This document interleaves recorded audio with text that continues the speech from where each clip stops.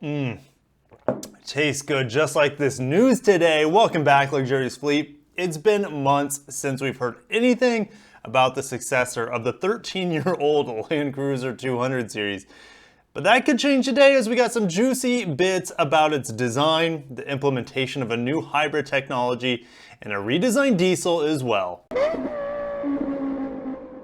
Over at Car Sensor, it is a Japanese scoop site, so whenever I'm reading from these Japanese scoop sites, take a grain of salt with you. But I'm feeling pretty good about this one as we're getting really close to the designed launch date, but that has been messed up too. So we're gonna get into this. Toyota Land Cruiser diesel specifications are back. Now the first thing is the design. So its garnish and duct around the grille is arranged in a U shape. It is installed so as to surround the large radiator grille from under the headlamps to create a strong presence. 4 plated bars lie on the grille, and the bars seem to have the same black stripes as they do in the current version. The opening line of the hood moves from the top to the side fender. In the center of the hood, you follow a concave relief that helps ensure visibility. In addition, a new molding is attached to the trapezoidal wheel arch. The wheels are designed with hexagon shapes and 6 spokes. So the waistline is lowered in combination with the door mirror that changes to the flag type directly attached to the panel. It seems that the visibility on the side will be improved. Down to the juicy bit, adopted TNGA generation components. So we know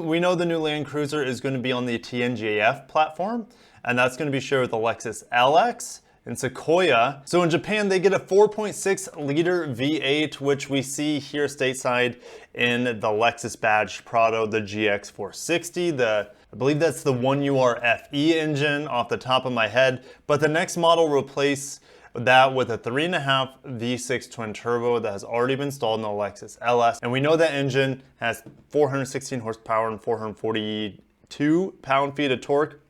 They could tune it differently for the trucks, ideally getting a little bit more power, a little bit more torque, but they might detune it for maybe a little bit more reliability or just for more torque at lower RPMs, but we'll see in a second. And this is a huge revelation today, guys. This gasoline turbo has a new hybrid specification in which a motor is placed between the engine and automatic transmission with a simple one motor structure. Fuel efficiency can be improved during acceleration while reducing cost, weight, and installation space. And before we dive too much into the hybrid though, there is a reintroduction of a diesel engine, and this is going to be a newly developed 3.3 liter V6 of the TNGA generation. So a while back I made a video on how Toyota's new generation of engines are going to change the world. It was kind of clickbaity, but I really enjoyed making that video because it talked a lot about dynamic force gasoline engines and also the patents and the research that Toyota's been doing for a clean burning diesel with kind of like a Bunsen burner type of ignition. And so we're going to jump over to my spreadsheet. Yes, spreadsheet today, guys. Buckle your seatbelts. So this TNGA diesel would be a 3.3 liter turbo diesel, could be twin turbo, and it's gonna have a 10-speed auto. That is my guess. They're gonna move that over from the LC and the LS. Now, horsepower doesn't look like anything that impressive. 462 pound-feet of torque, and I'm getting these numbers. I extrapolated off of the recent iteration of the 2.8 liter diesel that we see in the Hilux or the Prado, or even the Fortuner for that matter. I just kind of took the same power per liter, horsepower per liter, torque per liter, and I applied it to this 3.3 liter. So it could be more than this, especially if they add an additional turbo. The chances of us getting it here in America are extraordinarily slim. It is going to be in many parts of the world. You're going to see it in the Middle East, you'll see it in Australia, you'll see it in Japan apparently. Maybe even in Europe, but diesels are dying off there too. And before we jump into the hybrids, the biggest head scratcher for me, guys, and for you as well, is like, okay, we know it's gonna be a hybrid, but how are they gonna do it? Because the current hybrids are the eCVTs, it just doesn't make any sense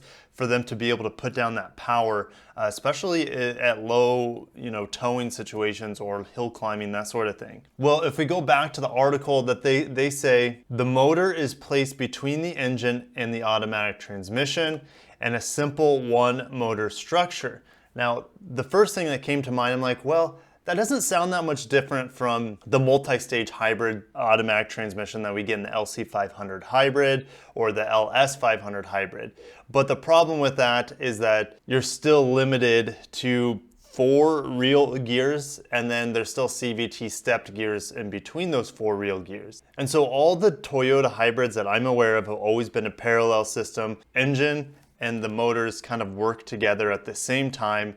And there are situations where they can work, one works and the other one doesn't, but it's more the parallel hybrid system. And that's really great for fuel efficiency, but it's not great for putting down maybe huge amounts of power. But we see it be able to put lots of power down in the RAV4 Prime, but this is a different beast altogether when you're talking about heavy duty things. So they're going to be implementing a hybrid system that sounds like it's going to be nearly identical to what Hyundai uses, what Mercedes uses, all the Germans, the Porsche hybrids, Audi, Volkswagen, Mercedes, BMW, they all use, it's a gasoline engine, and between the transmission and the engine, you have an electric motor. But the great thing about this sort of hybrid technology is that you can keep the automatic transmission. Your 10-speed automatic, which is I'm guessing they're going to put in this, they'll be able to keep that. And you're not going to have any wishy-washy CVT gears where it feels like it's slipping or it's just mushy. You're not going to have that because you have a real automatic transmission in here. Who knows, they could even throw a dual clutch because a lot of the competitors have a dual clutch, but it has been proven that you can put a torque converter automatic transmission to work with this hybrid system. So looking at the conservative hybrid here, the 3.44 twin turbo V6 series hybrid, 10-speed auto. We know the engine produces around 420 horsepower, but you add a 230 horsepower, and this is just my guess of what kind of electric motor they're going to put with it. When you add these 2 horsepower, it gets you to 650, but there's a huge efficiency loss with hybrids. You lose about 20 to 30% efficiency. With Toyota's hybrids, I looked over here just to see what the combined power was between their gasoline engine plus their motor, and there's about a 26% loss on the RAV4s and a 25% loss on a more similar setup that we'll see in the TNGA F platform. The Land Cruiser is the multi-stage. So you get a 25% loss there. 650 horsepower minus 25% gets you to 487 horsepower. Torque is just kind of a guess, and it's hard to quantify in hybrids, but it should be extremely capable with this setup. Now, I did additional research. I heard also that this is going to have a high-low setting as well. They've patented a technology where you can still use this hybrid setup and be able to switch between low and high. So very interesting that you can do that on a hybrid, and they've figured it out. Now we have another setup here. I feel like this is a little bit more unlikely. And for the horsepower, this one would just have a larger electric motor boosting the power to 555 horsepower. Of course, torque would go up because of that larger electric motor. The problem is I don't think they're going to have different flavors of this. It's going to be for mass production. So you got to think, you have the engine, that doesn't change. You have the transmission, well, that's not changing. Could they change the size of this electric motor over time?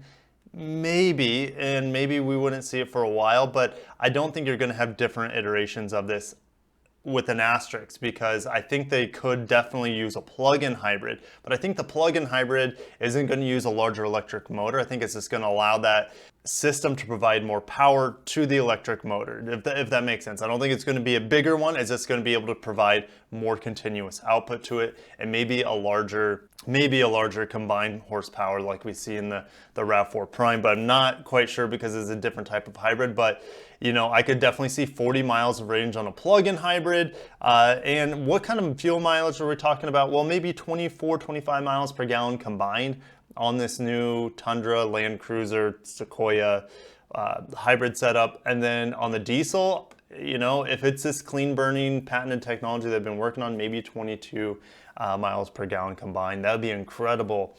And if it does get that sort of fuel economy, maybe it could make it here in the United States. It really just depends on how clean burning this TNGA diesel is, because if it is low emissions, it can make it here.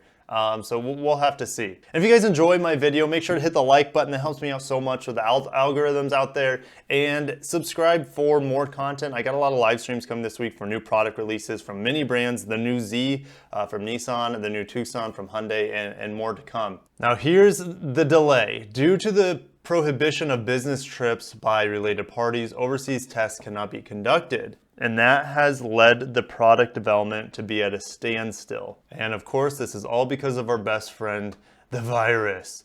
Initially, it was scheduled to be released in summer of 2020, guys, but it was carried over to the spring of 2021 in order to re-examine the exterior design and ensure the commerciality of the hybrid mechanism. The announcement schedule may be affected again. So I'm going to expect about a year from now, maybe late fall 2021. And apparently that is going to be the first one, which I wish it was the Tundra, because the Tundra, it is a huge seller and it needs to keep up with the American brothers here stateside. And that is just as old as the Land Cruiser. I think that came out in 2007 as well. And we're dying for more updates on the Tundra. But it's quite possible that the Tundra could come here stateside first before the Land Cruiser sometime in 2021. I'm gonna say fall 2021. And if that dealer leak is anything to go by that we got earlier this spring, I think that's when they originally had it planned as well. So I'd expect Land Cruiser maybe come out in spring of 2022 at this rate, but we'll see that technology debut in the Tundra maybe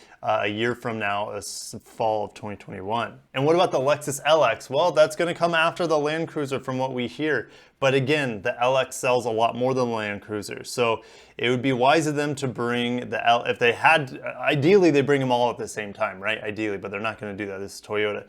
Ideally, since LX sells better here in the States compared to the Land Cruiser, they would bring that here first. Take today with a grain of salt, but these details I haven't heard before and I needed to share them with you because you guys ask me nearly every single day, what's coming with the new Tundra? What's coming with the new Land Cruiser? What are we gonna see? Are we seeing diesels, etc.? So that is what I've been able to find, and I hope you guys enjoyed it. I'll see you in the comments because there's so much to talk about here. New hybrid, new diesel, availability, lots of things we haven't heard before. So I'll see you guys in the comments. As always, if you haven't hit the like button, go ahead and do that. Subscribe for more content, and I'll catch you guys in the next video. Take care of yourselves. Peace out. I love you guys.